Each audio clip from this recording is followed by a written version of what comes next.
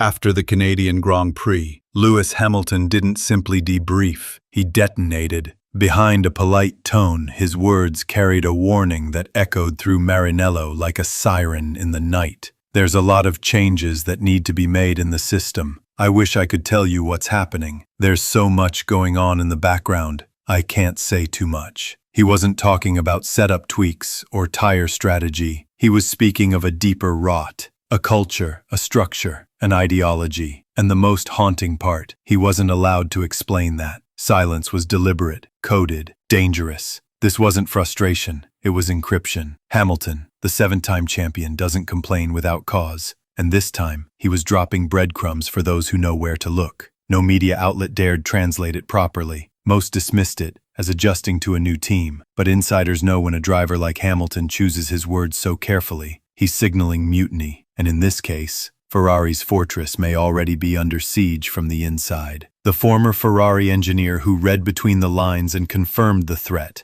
It didn't take long for someone from inside the old guard to react. Luigi Mazzola, a former Ferrari race engineer and longtime strategist, heard Hamilton's post-RA statement and did something rare in Italian motorsport culture. He broke ranks. Speaking to Sky Italy, Mola warned, "Hamilton's words must be read carefully. He's found himself in a team that still needs to be rebuilt, and we're already 10 races in. Let that sink in. A team that claims to be fighting for wins, still in pieces, halfway through the season." Mola didn't mince words. If the mentality he's asking for doesn't already exist in the organization, that's not just concerning. It's very concerning from someone who helped build Ferrari's Schuer-era dominance. This isn't gossip. This is a veteran telling the world Hamilton's warning is real. And beneath the polished press releases, something is deeply broken. So the question isn't whether Hamilton's comments were justified. The question is, why are people at Ferrari still afraid to admit he's right? The missing upgrades, the technical chaos,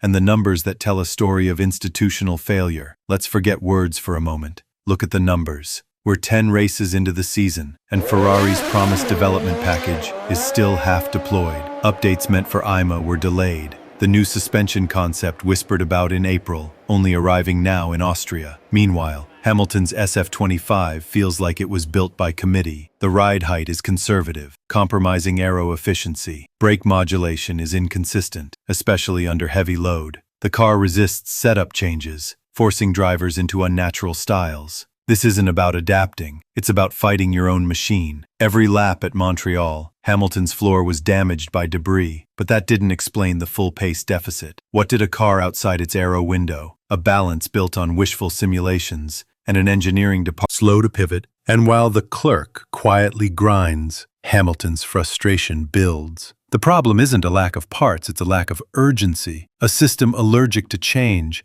And when a champion smells inertia, he either fights or exposes it. Inside the culture clash and the silent war between Hamilton and the scooters hierarchy, what Hamilton is facing inside Ferrari isn't just a car issue, it's a cultural collision. He comes from Mercedes, data-driven, reactive, bold. Ferrari, on the other hand, still bows to tradition, prestige, and a fear of disruption. Inside Maranello, hierarchy is sacred. Questions are dangerous, and innovation often gets filtered through layers of politics before it ever reaches the track. Hamilton put it bluntly. I ask, what if we tried this? They tell me we've always done it this way.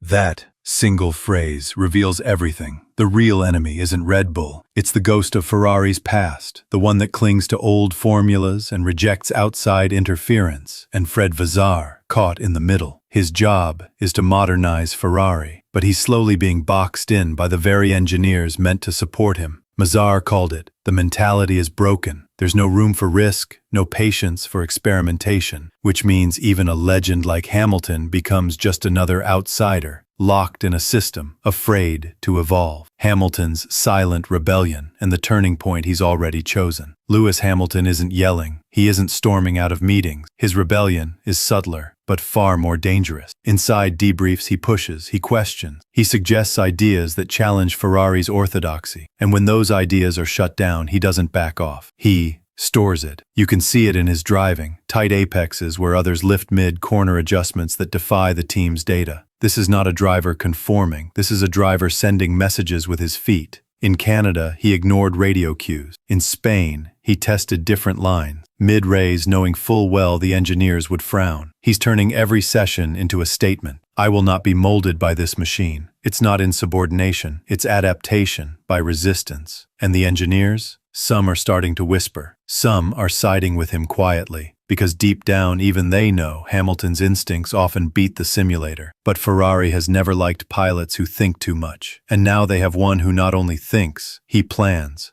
Austria, the last stand for control, or the first crack in the Ferrari power structure. The Austrian Grand Prix isn't just another race, it's a pressure cooker, and inside it a quiet ultimatum is taking shape. Ferrari is set to debut long-delayed suspension upgrades, hoping to fix a car that simply refuses to behave. But here's the truth, they won't admit. These upgrades are not innovation, they're triage. It's not a step forward, it's a desperate bid to stop the bleeding. And Hamilton knows it. His demeanor, measured, but under the surface, the calculation is brutal. If this doesn't work, they've run out of excuses. Austria marks the halfway points of 2025. If the SF25 remains unpredictable, if Ferrari systems continue to reject his input, Hamilton won't explode publicly. He'll disengage internally. And that's how drivers disappear in plain sight. This is where Ferrari either listens or fractures. The engineers know it. Vazzaro feels it, and somewhere in that garage, a choice is being made between defending tradition or embracing survival, legacy versus loyalty. The emotional battlefield, Hamilton now walks alone. Lewis Hamilton didn't come to Ferrari for comfort. He came for history, for the 8th title, for the myth. But now he finds himself in a place where legacy collides with loyalty, and the cost of silence is rising. Inside Maranello, he sees it, the ghost of old glory choking modern potential. Systems built to protect the brand,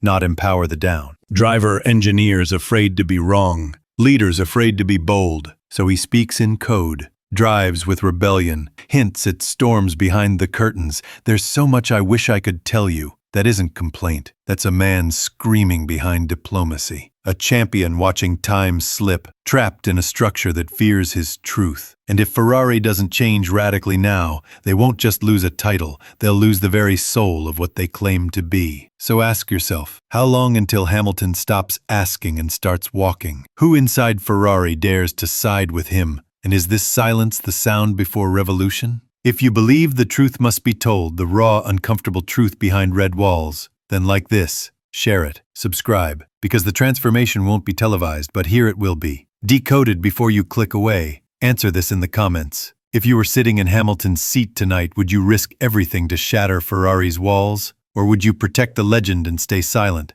Smash that like if you crave the unfiltered truth. Subscribe so you never miss a decoded signal. And share this video with one friend who still believes Maranello is untouchable, because the louder our voice, the faster change arrives. And the next revolution might start with your comment below.